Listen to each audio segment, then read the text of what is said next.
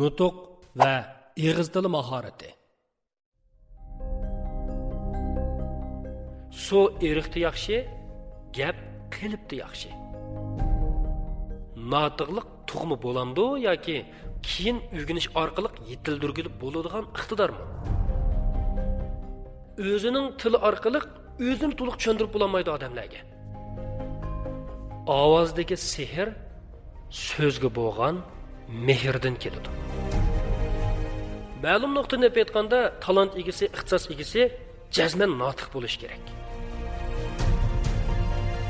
Ya'ni o'ziga nom berayotgan mas'uliyatini haqiqatiga yetkazib tunishtirib olmayotgan nurg'un bechoralarni ko'rsiz. Nurg'un odam undidorda o'zi gap qilib bo'lgandan keyin o'zining ovozini qayta anglashni yaxshi ko'rmaydi. Tilning go'zalligi, ko'ngilning go'zalligi. O'zingizning bilganlarini boshqalarga ifodalab yetkazib beramisingiz? Bu bir xil kasallik bo'lmay nima? Tildagi bo'sish, hayotlikdagi bo'sish.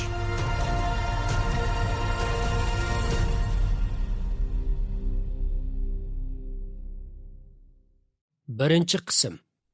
Salom do'stlar, nutq mahorati darsimizni yoqtirib anglashinglarni qarshi olamiz. Men Harunjon Muhammad.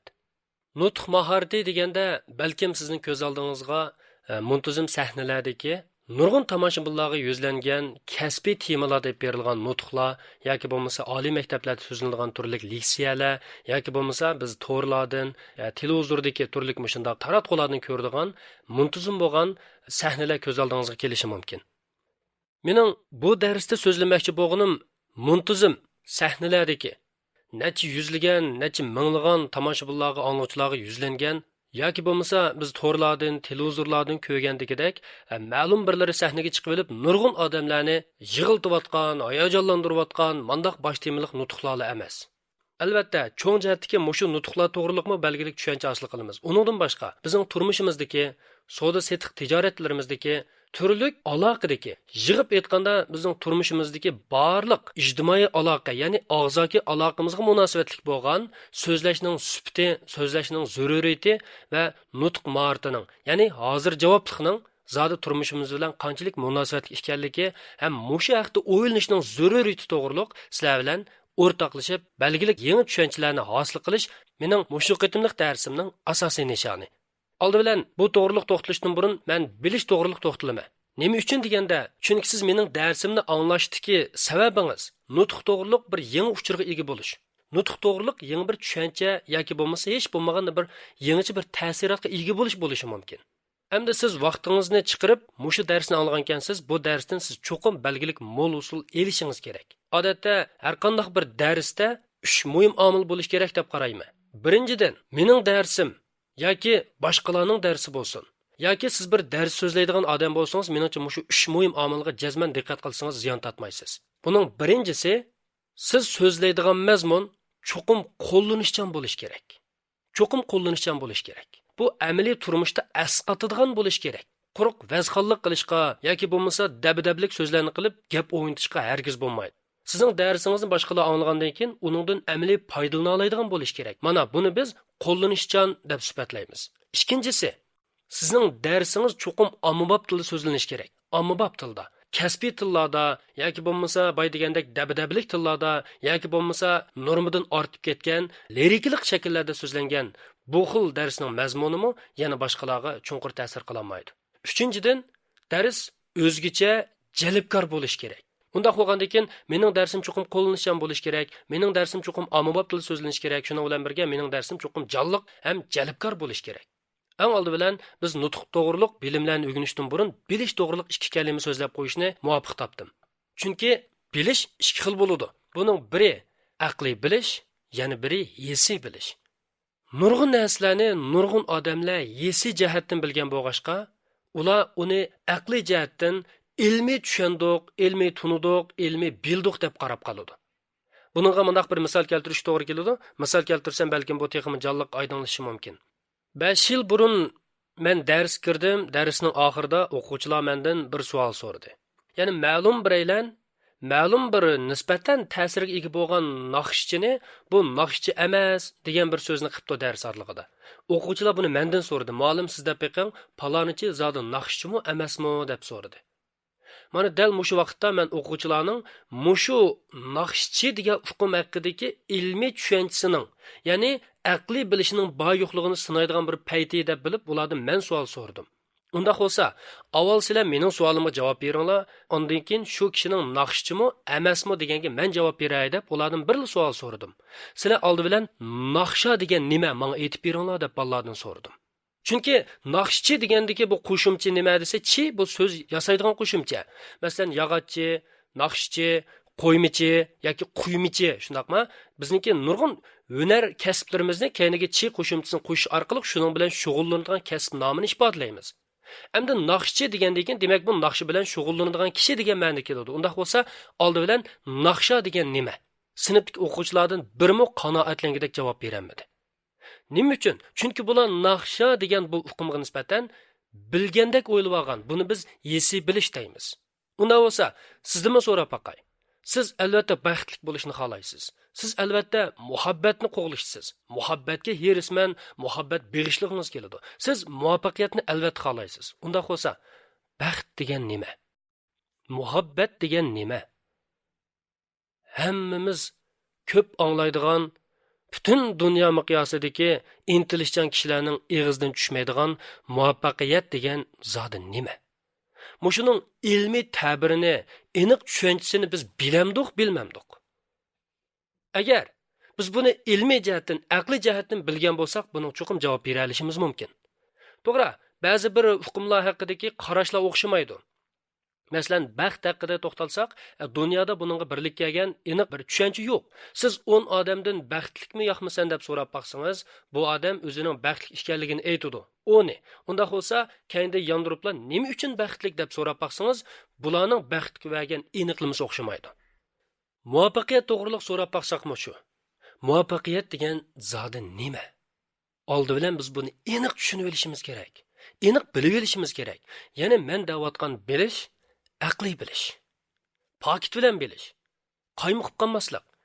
Shunga mening bu misollarni keltirishdagi maqsadim nima deganda, bilishda bizning ko'zda tutqunimiz aqliy jihatdan bilish. Hisi jihatdan emas. Biz bilib bilmay turmush jarayonida do'stlikni, muhabbatni, apuchallikni, hamkorlikni, sog'lomlik qatorliq nurg'un nuqtalarda mana shu masalalar haqida bizning bilimimiz balkim aqliy bilish emas, hisi bilish bosqichida to'xtab qolgan bo'lishi mumkin. Hamda hisi bilish u bir tuyg'u. U tuyg'u bo'lgandan keyin bizda rasmiy yo'sindagi aqliy bilishga, ilmiy o'rganishga bo'lgan qizg'inlikqa aniq ta'sir etib qoladi. Shunga gapni xulosalab kelgan vaqtimizda hisi bilish bilan aqliy bilishning farqini oydinlashtirib olishimiz kerak. Ba'zi narsalarni biz bilaman deb emas, uni haqiqiy yo'sinda, ilmiy yo'sinda pokitlik, aqliy jihatdan bilishga izlanib baqsaq, shu vaqtda haqiqiy bilish bilan yuzaki bilishning farqini onandan his qila olishimiz mumkin. Bu o'rganishning huzuri, o'rganishning lazzati bu nihoyatda shirin bo'ladi. Odam o'rgangansa o'rgangisi keladi. Hatto odam o'zining nimani bilmaydiganligini bayqagan vaqti nihoyatda yaxshi bir o'rganish bo'lso'g'isidan o'tganligini bildirdi. Ba'zilar o'zining nimani biladiganligini biladi. Ba'zilar o'zining nimani bilmaydiganligini bilmaydi. Shuning uchun bu hammani biladigandek o'ylab oladi, qiniga patmay qoladi. Shunlashqa biz aqliy jihatdan fikr qilib, aqliy jihatdan o'ylashsak, ba'zi masalalar, ba'zi ishlar, hatto ba'zi bir atalg'ular haqida chin ma'nodan o'ylashib baqsak, aqliy jihatdan bilsak, menimcha bu bizga eng unum beradigan, bizni olg'a ilgariltiradigan yaxshi bir usul. Shunga men bu darsimning 5-idimi nutq haqida sizlarga hisi tushunchalar berib emas, aqliy jihatdan belgilik bir bilish shakllansa deganni alohida umid qildim va shuning uchun tirishchanlik ko'rsatdim. Endi aqliy bilish degan so'zimni hargizmi uylik shaklda ba'zi narsalarning aniq ta'birini yodlab olish, o'zlashtirib olish deb tushunsak bo'lmaydi. Hargiz bu yodlab olish deganga teng emas. Aqliy bilish yodlash deganga teng emas. Faqat ba'zi bir bilimlarimiz yuzaki tushuncha qatlamida cheklanib qolmasa kerak degandan iborat. Xo'sh, nutqni nima uchun o'rganamiz? Buni o'rganishning hojati bormi? so'zlashni nima uchun o'rganamiz? Buni o'rganishning hojati bormi degan savollar balkim sizda uyg'onib qolgan bo'lishi mumkin. Uyg'onmagan bo'lsa, menimcha buni cho'qim o'ylashib ko'ring. Kunzining shundoq bir so'zi bor. Odam o'rganmasa bilmaydi. Odam o'rganmasa bilmaydi.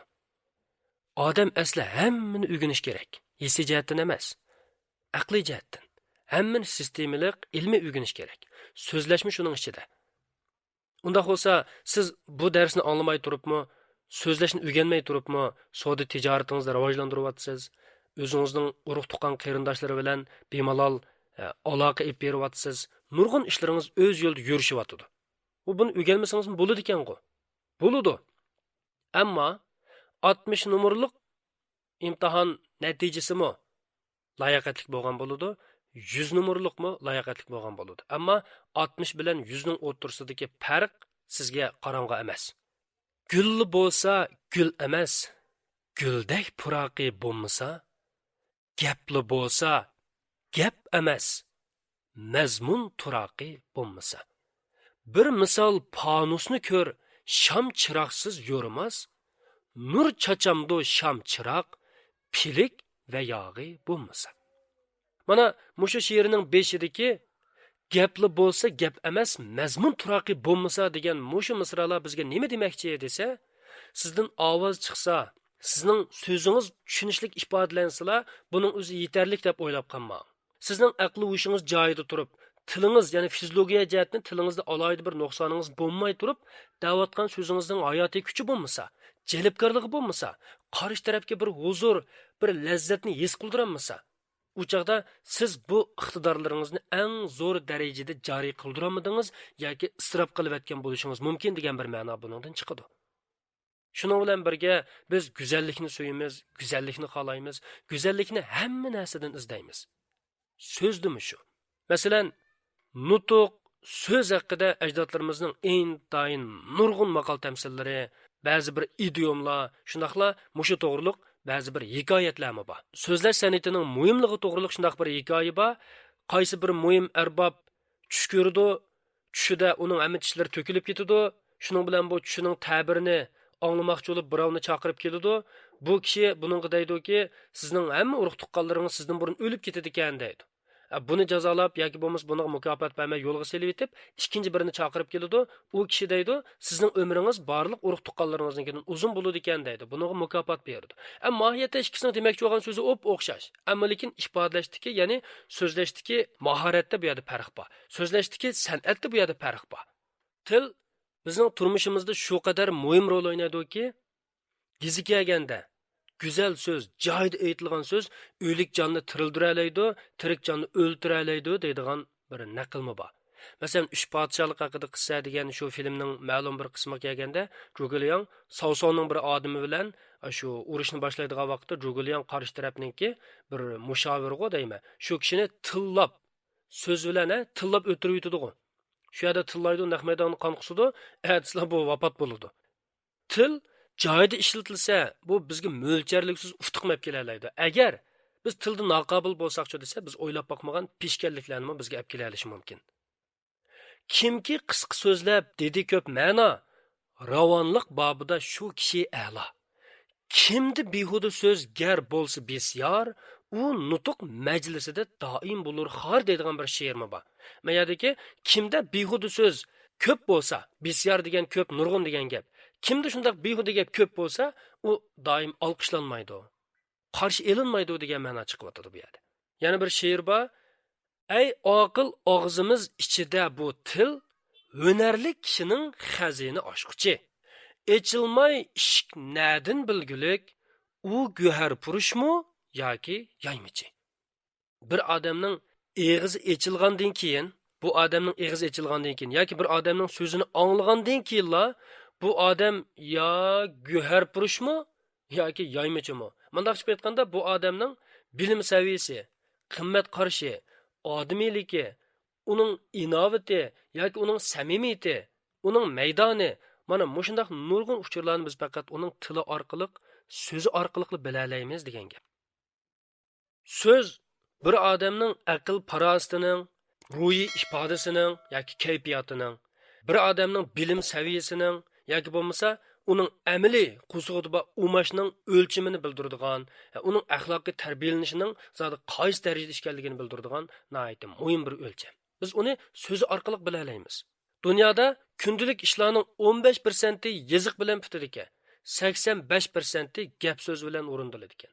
Bir odam o'ttiri hisob bilan har kuni 1 soat atrofida gap qiladi ekan. Normal ahvol ostida bir odam o'ttiri hisob bilan 1 soat atrofida gap qiladi ekan. Ya'ni to'xtamay gap qiladi ekan agar hammani yig'ib olib kelsak. Bu bir odamning umriga nisbatan aytganda, mushu 1 soatni hisoblab chiqsa, 2,5 yildan ortiqroq to'xtamay so'zlagan bo'ladi ekan. Endi agar mushu 2,5 yillik gapni xotirlab qolsak, xotirlab bir kitob chiqarsak, o'ttiri hisob bilan 400 betdan oshadigan kitobdan 1000 parcha kitob bitadi degan gap. 400 betdan ortiq kitobdan 1000 parcha kitob bitadi ekan. Demak, bir odam bir umrida 400 betdan oshadigan kitobdan 1000 parcha kitob bitgudak darajada so'zlaydi degan gap. Agar so'zimizni xat qilib xotirlasa, mana mushuncha vola bir cho'ng hajmdagi kitoblar bitadi ekan. Endi buning sifat masalasini biz o'ylashmadik. Meningcha o'g'anda buni o'ylash kerak. Biz turmushda ideya almashtirmay, o'zaro tushunmay, o'rtaq faoliyat olib bormay yashayolmaymiz. Bizning ijtimoiy jamiyatmi so'zsiz, nutqsiz o'zining ijtimoiy rolini kapolatga ega qila olmaydi. Bu hammalarga oydin paket. Oilada bo'lsin, iste'mol sohasida bo'lsin, xizmat bo'lsin, hamkorlik bo'lsin, tashkillash bo'lsin, boshqarish bo'lsin, nurg'un ishlarda biz bundan zoda ayrilmaymiz. Bu bizning turmushimiz bilan chambarchas bog'lanib ketgan. Bizning so'zimizning go'zal bo'lish bo'lmasligi, so'zimizning fasohatining bo'lish bo'lmasligi hatto bizning turmush sifatimizga ham bevosita ta'sir ko'rsatadi. Masalan, bugun yomg'ir yog'di. Birov buningdan bezor bo'lishi mumkin. Yana yomg'ir yog'di-ku, maynachilik bosadigan bo'ldi deb. Bu odamning shu yomg'irga bo'lgan pozitsiyasi emas, shu yomg'irni tasvirlaydigan til boyligi bilan munosabatlik. Endi yana birov agar yomg'irni ko'rsa, ilhomlanib, keldi bulut yog'di yomg'ir sharqirab, singdi tashna yer bag'riga oldirab, yomg'ir umri izsiz ekan demagin, har tomchidan unar bir gul parqirab desa, ikki odamning maydonida ikki odamning o'xshash bir voqeaga nisbatan tutgan pozitsiyasida o'xshamaslik bo'lgandan boshqa, buni ifodalashidimi osmon zimin farqi bor. Agar sizda mana shunday bir go'zal tuyg'ular bo'lsa, shuni ifodalayolligidek sizda bir til boyligi bo'lsa, siz tabiiyla mushu xil go'zal o'zindalar orqali atrofingizdagi odamlarga bir xil go'zallik, estetik zo'q bera olishingiz mumkin. Nima bilan? Dal mushu bir kuplet she'ringiz bilan. Unda bo'lsa, mushu so'zlash, nutq haqida maqol tamsillardimi mushuning munosabatlik mazmunlar bormi deganda intayin ko'p. Men til va nutqqa munosabatlik ba'zi bir maqol tamsillarni ratlab chiqdim. Bug'doy nening bo'lmasa, bug'doy so'zing yo'qmidi? Ortiq gap 10 eshakka yuk. Ko'ldek suying bo'g'icha, baldek so'zing bo'lsin.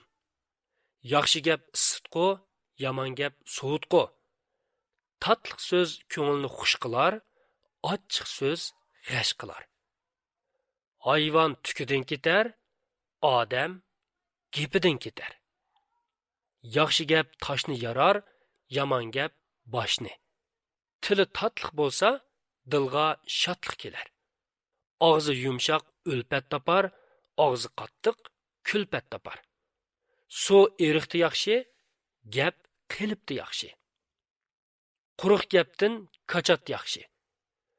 30 tishdan chiqqan so'z 30 elga tarqapdi. Tiling qattiq bo'lsa yog'livat, yumshoq bo'lsa dog'livat. Dili tatliqning tili tatliq. O'ylamay so'zlagan og'rimay o'lar. Tuli so'z chiqqan eg'izdan chapoq bosgan ko'z yaxshi. Odamning ta'mi so'z bilan, oshning ta'mi tuz bilan. O'ynab so'zlasangmi, o'ylab so'zla. So'zni qil sig'ar yerga, suvni sap singar yerga. Xo'sh, yuqorqi maqol tamsillardami ifodalanib turibdi, so'zlash, ijtimoiy aloqa yoki bo'lmasa tarbiyalash qatorliq turli og'zaki aloqamizda bizga qanday talablarning qo'yilganligi, nimalarga alohida diqqat qilish, nimalarga alohida e'tibor berish kerakligi haqida shu maqol tamsillarda nurg'un ko'rsatmalar, yo'l yo'riqlar, hatto ba'zi bir o'lchamlarni biz bir anglabla his qila olamiz. Undaqda biz demoqchi bo'lgan bu nutq zoda nima? Biz nutq to'g'riliq to'xtalishdan burun nutqning nimaligi haqida, nutqning ilmiy ma'nisining nima ekanligi haqida bir tushuncha hosil qilaylik.